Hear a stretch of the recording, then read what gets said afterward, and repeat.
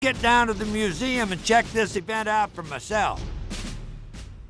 I met up with Steve Nelson, Fort Mac's museum director and curator, and he gave me the lowdown on the throwdown.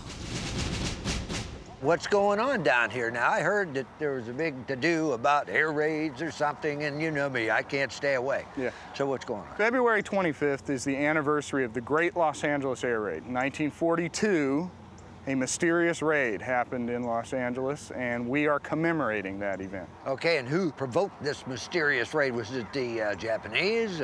1942-ish? Remains unknown.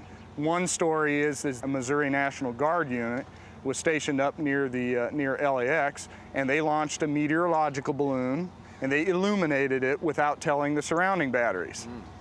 Something appears in the sky, let's shoot it.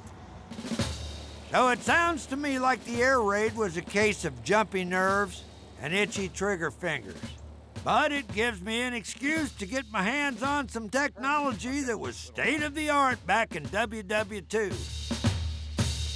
This is pretty specialized equipment here, and I see searchlights, I see vehicles, anti-aircraft guns. Tell me about it. That's right. This is all the kind of stuff that was here during World War II. This is a GE 1942 Searchlight. How many did we actually have? At the fort here had about 22, but augmented by other anti-aircraft units in here, and so we guessed that there were 100 lights in LA, but that's merely guessing. And we have 4. And we have 4 because they're so hard to find now. They're really hard to find on their original chassis. The light itself is an arc light, kind of like a souped-up welder's torch.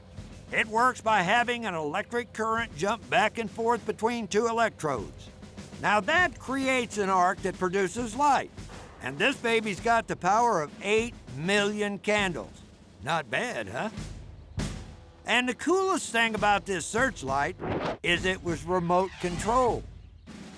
This is the main piece of equipment, right? That's exactly right. This is the brain of that light. This is called the distant electric control. Now, anything that I see, the light sees. Is that the way it works? Yep, that's the way it works. This wheel here pans the light from left to right, and this one here shines it up or down. Pretty basic stuff. Now the only thing left to do is wait for nightfall and the rest of the crowd to arrive. The museum's reenactment is a real-time warp, and it is something to see. Veterans, reenactors, and plain old history lovers come out to cut a rug, get some grub, and watch the skies. Around 9 p.m., there was a feeling that something was lurking out there in the distance. And less than 10 minutes later, the air raid siren went off. Soldiers sprang into action. The searchlights hit the sky, and the ACAC crews were ready for all comers. Something was definitely out there. But was it friend or was it foe?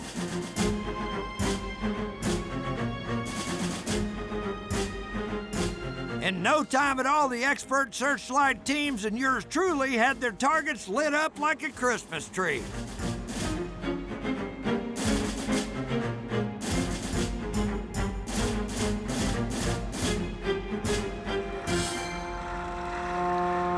Well, looks to me like it's a friendly. Don't think we ought to shoot this one out of the air.